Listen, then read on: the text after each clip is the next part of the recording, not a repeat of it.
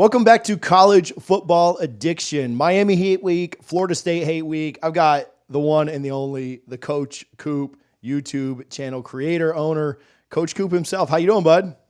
I am doing great. I love meeting under these circumstances, and we should do this every year. Yeah. Well, we did 2 years ago. The shoe was just on the other foot, as Mario says. I don't know anybody expected it to be like that though. Like I will tell you, I was a little bit nervous that day. I was like, man, because it was 7 o'clock kick.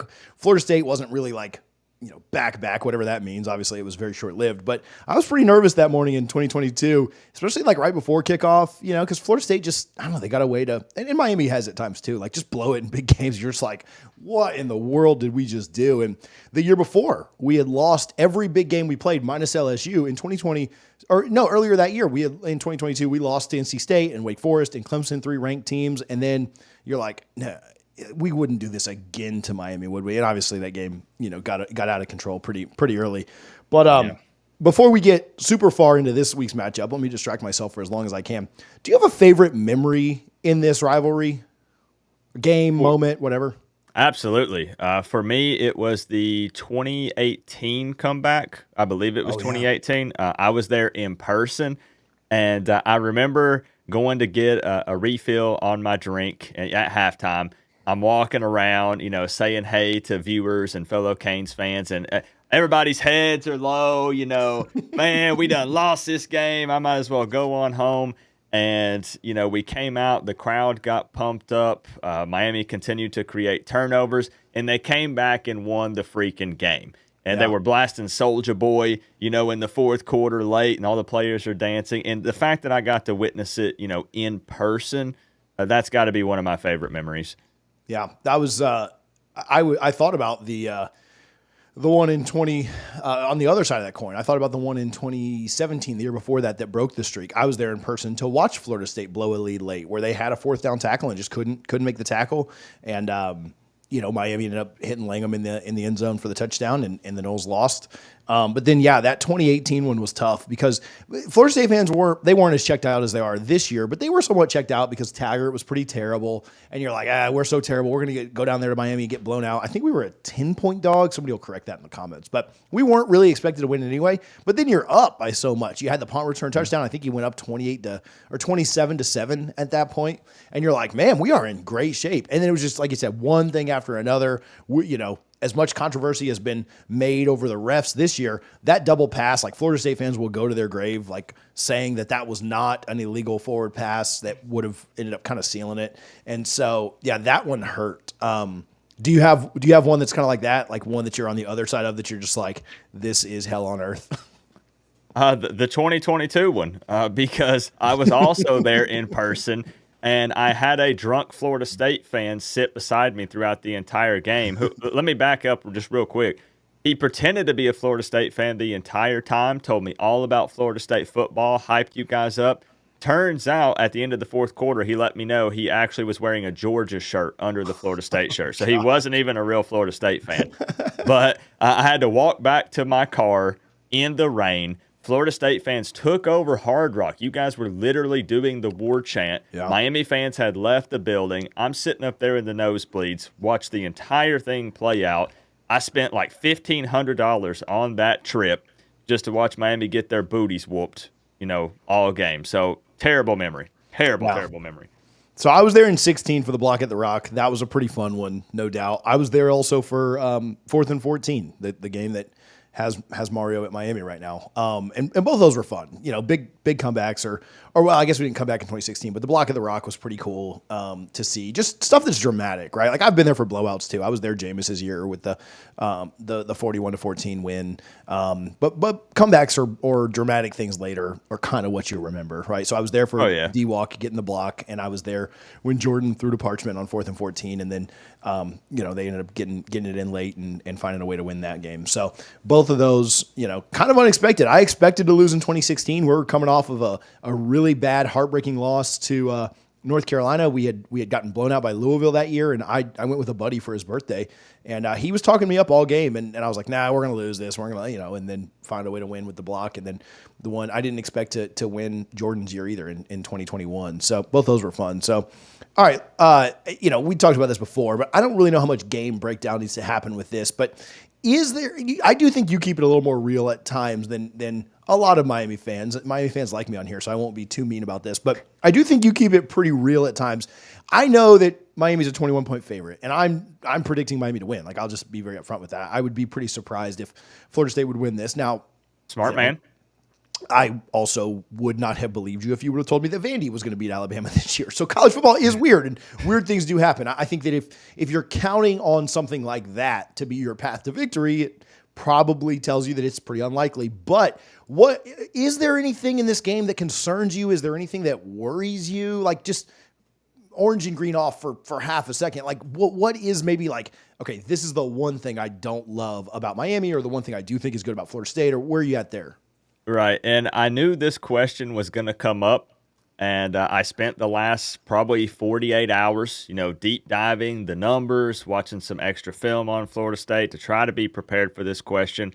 And rose-colored glasses set to the side, truly nothing when it comes to position battles or anything like that. As you said, anything can happen, but I'm speaking purely from a fan standpoint. I'm not prepping for the game. I'm not a player or a coach. I expect that they're not going to overlook them. It would be more things that aren't necessarily directly football related, such as Miami playing down to the competition, which has not seemed to really be much of a problem this year, but it was in the past. The fact that the Florida State season really can't be salvaged at this point, so I feel like they can play a little free. They have nothing to lose. So they want to come in, and I think that they do get up for this game because it is a rivalry game. Like, how cool would it be for Florida State to say, hey, we weren't good, but even when we're bad, we can still beat the Miami Hurricanes. Yeah. And it's not that I'm going to come on here and not give Florida State some credit in some areas, but as far as just directly matching up with Miami, truly, I struggle to find an advantage for Florida State. Yeah, I think even where Miami is weak, and you can correct me if I'm wrong on this, like, I know there's some concerns around the secondary, and there have been some injuries on the offensive line that have worked themselves out. I think the offensive line's in a better spot now, but even where Miami is weak in the secondary, like, they, and they haven't tackled especially well the last couple of, Florida State's not good at those things. Like, yards before contact, they're one of the worst in the country. Drop rate, they're number one in the country. Their wide receivers are terrible. Their offensive line is not good, and so the quarterbacks haven't had enough time to get wide receivers the ball most of the time. And so just like even where Miami is maybe a question mark, right? Like if it was Georgia, you'd be like, secondary, I'm scared to death. Florida State's really weak opposing that. Like if Florida State had great wide receivers, you'd be like, dude, they could take the top off at times, and we got a lot to worry about. Florida State might have some guys running wide open. I'm not confident they can catch the ball. And so that's kind of where my biggest concern lies, is that, like, I agree with you. I mean, I think our punter's better. I don't know how much that matters. He's probably going to get a lot more practice than Miami's punter this weekend. That's not a joke. Like, he really is up for national awards and stuff. Okay. But I mean, Borregales is really good too, but I like our kicker better. I think he's hit like 5 from 50 plus, and the only one he's missed was like a terrible snap, terrible hold. And so I like our kicker and punter better, but again, I don't know that that's winning you a game, right? So, I mean, the thing is, it's as a Florida State fan, Miami's offense is going to put up points, right? Especially in the second half of the ball game. So when you look at Florida State, when I was researching the numbers, they rank 110th or worse in 23 major categories offensively. So I just find it hard to believe that, Louisville, for instance, could kind of go toe-to-toe with Miami in a shootout. We saw that last week. Florida State is just not going to have the firepower to be able to keep up. Yeah, their left tackle, I believe, is out, Darius Washington. That hasn't been reported officially yet, but I've been told that by multiple people and believe that to be true. That makes it even tougher, right? When your better offensive lineman out, he was kind of an all-ACC guy, preseason. He hasn't been great this year, but neither has anyone else. And so, yeah, it's tough to find a way to victory. Outside of game one, they haven't scored 20 points yet, Coach Coop. Like and so defense could go out and play out of their minds and hold Miami to 28 points, and I still don't think we could win the game, right? Like 28 points would be good. That'd be a good. Has anybody held Miami to 28 yet? I don't think so. I don't believe so. What's tough for Miami is Miami is only giving up an average of 23 points per game. I'm a numbers guy, so I like to throw a lot of numbers out here. But once they stepped up in competition and got to ACC play, they're giving up an average of 39. Yeah. So you talked about, the secondary and having some issues and stuff back there on the back end for the defense. But overall, though, Miami's not giving up a lot of points. Nah. Yeah. I think, when you think about like a path to victory for Miami, it is literally just be fundamental. Like if you don't turn the ball over, I don't see how you could lose the game.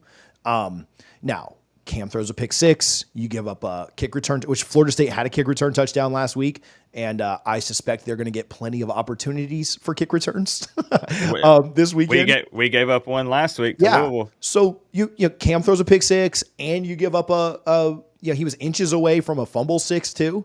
You have some of that stuff go down, then maybe the game's a little bit closer. But again, Florida State didn't score an offensive touchdown against Duke. They didn't score an offensive touchdown. I'm sorry, they scored one offensive touchdown against Memphis. They scored one against Cal. Like they're just offensively, they're so inept and they're so challenged that even with Miami being a better, a defense that has been prone to give up some points, Florida State held Cal to 9 points, and Cal put up a ton of points in the first half. I still don't see Florida State's offense being competent enough. I kind of see it like the Florida game, to be honest with you. Like I could see Florida State's defense play kind of out of their minds in the first half, kind of like they did against Clemson. Like they played relatively well against Clemson. They had 2 busted coverages, and the score was 17 to 3 or 6 at half. And I could see that. I could see a 17 to 6, a 20 to 10 game at halftime, kind of like it was against Florida. Florida got the one big playoff, and it was respectable-ish. And then second half floodgates opened. And I think that's just what happens. I do think Florida State's probably the best defense that Miami has seen so far. I think that's probably fair. But those guys can only hold up for so long. And so I think the path for Florida State then is Florida State keeps it respectable in the first half, 17 to 6, 17 to 10, something like that. And then you count on those mistakes second half. A Cam pick, a fumble somewhere by one of the running backs, a return, a really long kick return, whether it goes for a touchdown or not. And that's kind of what you would need in the second half to even have a chance. Probably what happens is it's close after a half, and then Miami just opens it up in the second half because they've been so good locked in the second halves of games. Yeah, and Miami's a very physical team. They like to, even when they've not found success on the ground in the first half, in the second half, they really turn it up and they wear you down. Yeah. Miami can run Martinez. They've got Fletcher. They've got A.J. Allen. They have the young guy Lyle that can come in, and they will pound the rock in the second half of the game. Miami fans, well, really all college football fans, I won't put this on Miami fans, but let's say the crazy does happen. Let's say Florida State finds a way to win this game. Okay, a little hypothetical. Okay. Yeah, a very, very, insane hypothetical maybe. What is the meltdown like? Like, is it measured at all? Because it's still 7-1. You still win out. You probably are in the ACC. You're certain. I still think 11-1 probably gets you in the playoff, even if you miss the ACC, which is a possibility with 3 other undefeateds playing. What is the meltdown like if that happens? I think initially it's pretty bad, just because this is the 1 year with Cam Ward, a potential Heisman, caliber quarterback. This is the year that Miami fans feel like they have to make a run. And as you said, one ACC loss doesn't necessarily count you out of everything. But look at how the season's played out so far with the expanded playoffs. But I have to say, you can't start out 7-0, and you can't go up against one of the worst offenses in the country and walk away losing that game. Yeah. This is, year 5 for Mike Norvell. It's year 3 for Mario. Mario has yet to beat Mike Norvell, since he's been at Miami. And when you've broken all these other curses and bad things that have happened, Miami won a weekday game. They won on a Friday. They won off of the bye week, which hadn't happened under Mario Cristobal. You cannot lose to Florida State at Hard Rock Stadium. So even though it would just be one loss, and there are a lot of fans that would say, chill out, like 7-1. Hey, we wish we were 7-1, only had one loss. Why are you complaining? It actually, I believe, would be a meltdown. They cannot lose to Florida State. Yeah, and when you look at some of the tiebreakers, I've kind of been breaking down what happens if Clemson, SMU, and Miami all go undefeated. The answer to that is it comes down to their opponents' records. But before that, if they took the loss, it would really give Clemson and Louisville a game up on them because they'd have the common opponent win. And so they would need Clemson and I keep saying Louisville. They would need Clemson and SMU to actually drop 2 games. Like they'd be in a lot of trouble there. Like it wouldn't just be now if they both dropped a game, like they could potentially get back in it. But having that common opponent, since SMU and Clemson already won, it could keep them out of the ACC. And then you'd be saying like, well, where's Miami's quality win? Like, is Miami's quality win? Like, are you going to put 11-1 Miami in or a 10-2 Bama? And that's why we're partially upset with Florida State. We were hoping that the Seminoles would do their part, and this would be, a highly ranked matchup, the battle of the undefeated teams, and Louisville. We expected Louisville to be a ranked matchup. They're decent, but they come into that game against us with 2 losses. Yeah. So Miami already had as they say, a cupcake schedule, a soft schedule. Everybody clowns the Miami Hurricanes on social media for that. But a lot of these games are made so far in advance, you don't know who's going to be good and not good by the time these games come around. So all Miami can do is hopefully just continue to beat the teams that are put in front of them. But fans don't deny the fact that the schedule is relatively weak. And as you said, we need Miami in the driver's seat. And I don't want it to come down to some kind of crazy mathematical equation of this team must lose 2 games to this one and this team has to fall here. But all we can do is just hope that they continue to win, and it takes care of itself. Yeah, if there's one small solace in this for Florida State fans, maybe it's that we are hurting the strength of schedule a little bit. Maybe at least this isn't a good. But I'll tell you, everybody's mad at us for that. Clemson's mad at us for that. Notre Dame. I was talking with a Notre Dame guy. They're mad at us for that because they don't have a good win either coming up. They got USC on the schedule too, which is another dumpster fire. And so maybe that's our moral victory for the year is not giving you guys a good win. But yeah, honestly, I was talking to somebody else. Florida State really it's inexcusable to lose to Duke. It's inexcusable to lose to, although I guess Miami's done that 5 times in history. So a little jab there. It's inexcusable. First time in history. First time in history. Manny Diaz led. Yeah. Dude, choke job. It's almost like you're going to lose twice because you lost to a former Miami Hurricanes head coach. Then you're going to lose to that's tough. 3 times. He was a Seminole too. So yeah, all the way around. But yeah, Florida State should have won that game. Should have beat Memphis. Should have probably beat BC. So all through reality, if Florida State was just 4-3 right now, that'd still be pretty underwhelming. But at least it wouldn't be burn the thing down, at 1-6, 1-7 after this weekend. So, all right. Well, let me ask you this: I know it's going to be high. What's your score for this? And then where can people follow you and get more of your content? Well, believe it or not, this might shock you and the viewers. This is going to be a first reveal of my score prediction. I've not even posted the preview video on my channel yet, so you're actually seeing it here first. And I actually have this coming down to the wire. I don't like this, by the way. Oh, hold on. Actually, I held up the wrong thing. This is a framed picture of Mike Norvell. Hold on. I meant to grab my score prediction. What is that doing there? Hold on. Just kidding. I actually just wanted to see. I wanted to see what your reaction would be if you thought that I actually believed that. I was going to say I think it would be like battered Kane syndrome, scarred emotionally, have to pick it closer than it really is because you just don't. But yeah, I'm somewhere in that neighborhood. I'd be shocked if we got to 20. 48-10. As you said, Miami's like a 20.5 point favorite. So this is winning by 38. It's literally almost double that. But I will say, when you mention the Canes PTSD, everybody jokes about it, but it's a real thing. Yeah. I still, as someone who is all in, I'm all Miami Hurricane, and, I believe this team can be special this year. Every game, I'm holding my breath. They're having to come back. They're playing close games. Cardiac Canes headlines all over the place again. And there's not really confirmation of this yet, but they're calling for an orange out. They want all of the fans to wear orange for this game. So everyone thinks, okay, orange over white, probably kind of traditional something, for the Canes. But in their graphics that they're posting, the Miami Hurricanes players are wearing all black. And if you remember, a large portion of the fan base believes that the Miami Knights are cursed. Yeah. So that Canes PTSD kind of kicking in where I'm like, well, are they wearing black? Because maybe I need to change this a little bit. But I don't believe in jinxes, really. These guys have put in the work. I do think they handle business. I think you nailed it with saying that I believe Florida State will come in and they're going to be fired up. They want to try to take down the number 6 ranked team in the country. You guys do have some talent. And Florida State, I think, just has to come out and take some shots. Miami's vulnerable when it comes to giving up explosive plays. I've seen some nice deep balls, not necessarily, I guess, from Glenn Brock, but the other guy. What was the young guy, Luke when he came in, but the receivers dropped it. Yeah. So get some big explosive plays, maybe get up early, hype the team up.